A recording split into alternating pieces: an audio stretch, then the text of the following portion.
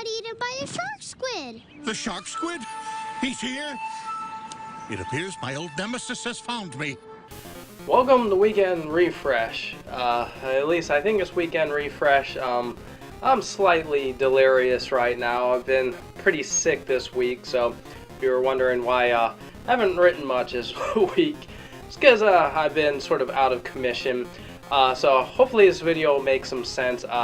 Correction last week for something that didn't make any sense. I started with the Aaron Paul Xbox One ad. I totally missed the point on that one. The main takeaway from that article is when Aaron Paul says Xbox One in that ad, it's supposed to turn your Xbox One on. Totally missed that. I was kind of out of it last week too. But okay, let's start the show. Crytek, are they going bankrupt? So that's the big story coming out this week. It's sort of evolved as the week has gone on. It started with an article from a German gaming news site saying that the vultures were circling Crytek and that they were in serious financial trouble. As the week went on, some Crytek UK employees contacted Kotaku to confirm that they hadn't been paid in 3 weeks. So Crytek is facing some serious problems, and their employees aren't getting paid. It's kind of ironic considering a lot of the studios of Crytek right now were purchased from the THQ bankruptcy, and now it's Crytek's gonna go out of business, and these guys are gonna lose their jobs once again, which is pretty sad. Crytek UK is actually Free Radical, or it used to be Free Radical. The guys that were the GoldenEye team at Rare, and then they went on and did Time Splitters and closed after doing Haze. They've been working on a new Homefront game, and it looks really good. So hopefully Crytek can get their stuff together. The latest takeaway from the story is there might be some investors that are gonna pump some money into Crytek in the short term, and hopefully they can get their games out. There's also that Gilded Age Left 4 Dead style game being done by the Crytek USA studio, which used to be Vigil Games under THQ, the guys that did the Darksiders games. But it's never good when a company goes bankrupt. There was also rumors the week before about Capcom being bought out, which is a total bull, so that's why I didn't cover it. It just had to do with their stockholders getting rid of a hostile takeover plan. But that's not what I'm talking about today. I'm delirious. Let's go on to the next thing. Now, this might be just the fever, but sources say this week that Platinum Games is working on a new action title based on the Nickelodeon cartoon, I think Legend of Korra, whatever. It's the follow-up series to The Last Airbender starring a female character. It's going to be a downloadable only title, action beat 'em up with Platinum. You can't go wrong with that. And actually, early impressions from some outlets like Destructoid say, of course, the game's very good. So it's good to see Platinum stretching out and making more games under different publishers. This is actually under Activision. So if you thought the Microsoft exclusive Scalebound was a shocker, well, now Platinum's working with Activision as well. And a little bit of tease this week as well, when Hideo Kojima visited Platinum Games and had dinner with those guys. So Metal Gear Rising Revengeance 2 could possibly be happening, but nothing official yet. But hey, a Last Airbender game that's actually going to be good. Hooray for the people that want that. So apparently EA's Battlefield games are so broken now, they're going back in time, and old Battlefield games are starting to break. This time being Battlefield 3.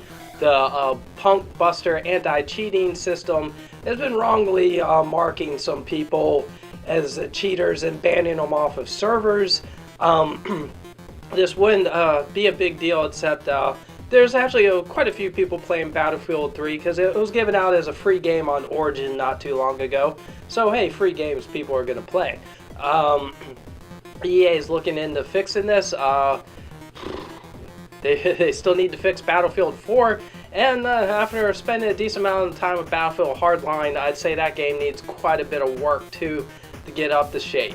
And as bad as EA's handling of the Battlefield series has been, not to mention they're stripping down some features for Sims 4, their mobile division really sucks. They shut down EA Mythic after the very unsuccessful launch of, reboot of Dungeon Keeper as a free-to-play mobile game, which was a horrible idea. And at least EA CEO Andrew Wilson was willing to admit a little bit that perhaps they went the wrong way in the handling that IP. To paraphrase him, he said the game was probably interesting to new players, but now in hindsight he sees how it could upset some people who were fans of the classic Dungeon Keeper franchise that were expecting a proper sequel and not just some sort of mobile phone scam. Ooh, the room's starting to spin. This can't be true. I'm reading that it's saying Google is launching a console, but then when you click on it, haha, it's just clickbait. Turns out Google isn't launching a console. This is just another number of many Android-based micro consoles. This time by peripheral maker Razer. So you can put it next to your other one from Mad Catz, the Mad Catz Mojo. And then that could take up the same shelf space as your Amazon Kindle Fire TV and your Ouya. Or just go out and buy a PlayStation TV. That one actually looks like it might be halfway decent. God, it is hot. Primal Rage 2 hitting arcades? Now, I know.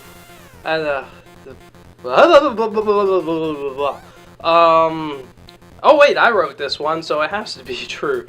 Primal Rage 2, mythical prototype, 18 years ago. If you never played the original Primal Rage, it was a dinosaur-based fighting game made by Atari that had fatalities and you could eat people, and didn't play all that well. They tried to add a combo system, but it was never as popular as Mortal Kombat or Street Fighter or any of the better fighting games back in the day. However, there was a sequel in the works, which actually switched up the dinosaurs with avatars that could morph into the dinosaurs. They even released the toy line for this game, even though the game itself was canceled. But there was two known prototypes of Primal Rage 2 in existence, one by one of the original developers, and the other was owned by professional Mortal Kombat player Tom Brady. Not the Tom Brady. This Tom Brady looks like he could be a professional Andy Samberg impersonator, but he sold it to Galloping Ghost Arcade in Chicago. So if you're planning any summer trips, why am I laughing?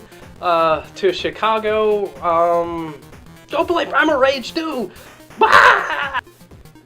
Alright, is anybody else seeing that leprechaun in the corner? Oh yeah, by the way, Shovel Knight is finally out. So if you were expecting it last March 31st, when, you know, I ran all those previews and then it didn't come out, it came out! Get it! It's 8-bit! It's got Mega Man music!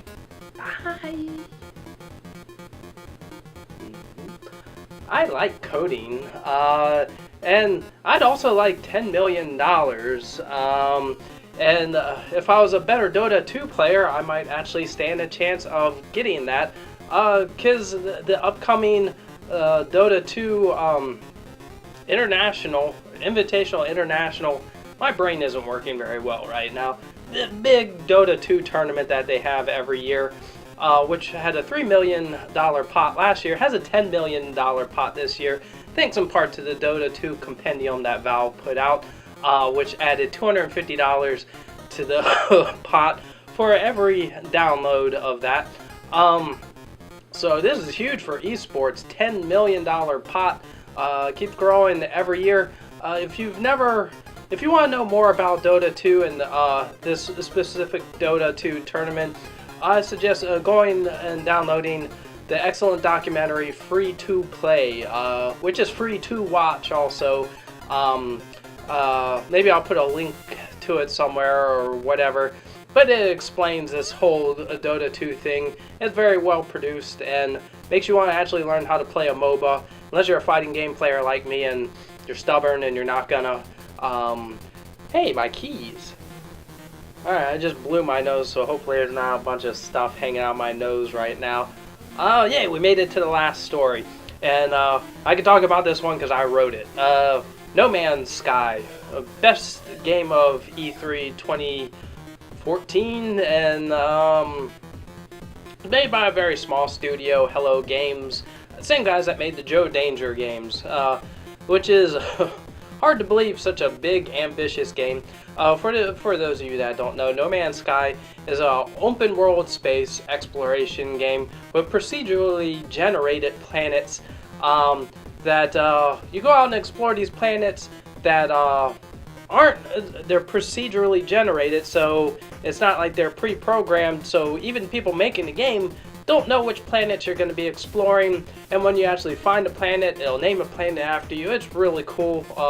You should look it up. It's coming out the PlayStation 4 later this year. And there was a neat little behind-the-scenes video that shows the rise of Hello Games from making Joe Danger to No Man's Sky, and some of the bumps they've hit along the way this year. I think that's it.